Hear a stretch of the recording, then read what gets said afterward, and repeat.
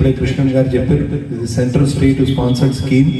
దీన్ని ఈ మారుమూల ప్రాంతాన్ని తీసుకురావాలనే తలంపుతోటి నేను సృజన మేడం గారు మనం పూర్తి స్థాయిలో హాస్టల్ ట్రైనింగ్ సెంటర్ను ఏర్పాటు చేసినందుకు ఈ సిఆర్డి గారికి మరియు కృష్ణన్ గారికి ప్రత్యేక ధన్యవాదాలు తెలియజేస్తూ, సాహితీ సిస్టమ్ శ్రీధర్ గారు దాదాపు ఇప్పుడే 10-15 లక్షల రూపాయలు ఖర్చు పెట్టారు ఈ స్కిల్ సెంటర్ మీద. పార్ట్స్ కానివ్వండి, బెడ్స్ కానివ్వండి, గీజర్స్ కానివ్వండి, ఇటు కంప్యూటర్ ల్యాబ్ కానివ్వండి, మిగతా ఆఫీస్ ఫెసిలిటీ, కౌన్సిలింగ్ రూమ్ కానివ్వండి, పూర్తి స్థాయిలో అన్ని వసతులతో ఏర్పాటు చేశారు. దానికి ముఖ్య కారకులు ప్రాపర్టీ ఓనర్ అయిన గణపురం మురళి గారు. వారు పూర్తి స్థాయిలో దగ్గరుండి వాళ్ళ పిల్లల్ని నర్చర్ చేయడానికి, వాళ్ళ స్కూల్ ఇదివరకు ఇందులో నడిచింది కాబట్టి వారికి పూర్తి స్థాయి అవగాహన ఉంది. వారందరికీ ఒకసారి మీరు చప్పట్లతోటి, మనకి ఇంత బ్రహ్మాండమైన బిల్డింగ్ ఎక్కడ అంటే ఇది యాక్చువల్ గా వేరే స్కూల్, రెసిడెన్షియల్ స్కూల్ కోసం చూసిన బిల్డింగ్. టైం అట్లా కలిసి వచ్చింది. మీకు రెడీమేడ్ గా ఒక హాస్టల్ ఫెసిలిటీతో పాటు ఒకటే క్యాంపస్ లో మేము ముందు ఆలోచిస్తూ బ్యాచ్ కాబట్టి మీ మీద ఎక్కువ బాధ్యత ఉన్నది. మీరందరూ ప్లేస్మెంట్స్ తీసుకోవాలి. ఎక్కడ ఉన్న ఊర్లోనే ఉద్యోగాలు దొరకాలి, ఉద్యోగాలు మాకు మేము ఇక్కడనే చేయాలనే ఒక్క ఆలోచన ఒక్కటి పక్కన పెట్టండి. తప్పకుండా మీరు ఫ్లయింగ్ కలర్స్ తోటి బయటపడతారు.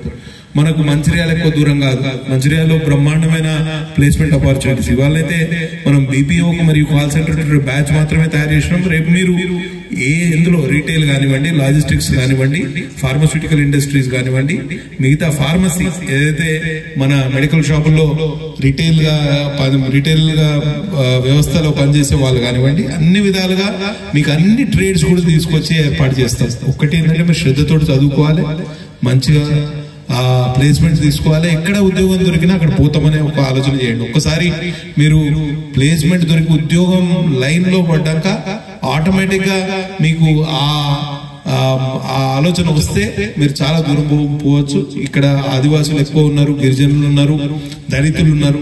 వాళ్ళందరికీ కూడా ఒక ఆసరాగా ఉంటుంది. చాలా మంది 10th చదివిన వాళ్ళు ఇంట్లోనే ఉంటున్నారు, 12 చదివిన వాళ్ళు ఇంట్లోనే ఉంటున్నారు, డిగ్రీ చదివిన వాళ్ళు ఇంట్లోనే ఉంటున్నారు.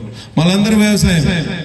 అదే ఉన్న ఎకరం 2 ఎకరాలు తల్లిదండ్రులకు ఆదాయం సమకూర్చాలి. దాంతో పిల్లలకి మళ్ళీ రేపు పెళ్లి చేసుకుంటే మనం పుట్టే పిల్లలకు కూడా అదే 2 ఎకరాలకు. కమతమేమో అంతే ఉండిపోతుంది, కానీ మన బాధ్యతలు, బరువులు ఎక్కువ అయిపోతున్నాయి. కానీ దీని పరిష్కారం ఎక్కడ? మీకు ఉపాధి దొరకాలి, ఉద్యోగాలు చేయాలి. ఉద్యోగాలు ఎట్లా వస్తాయి? కేవలం మీరు 10 చదివి, 12 చదివి, డిగ్రీ చదివి ఉన్నంతలోనే ఉంటామంటే ఉద్యోగాలు రావు. పోటీ పడే విధంగా మిమ్మల్ని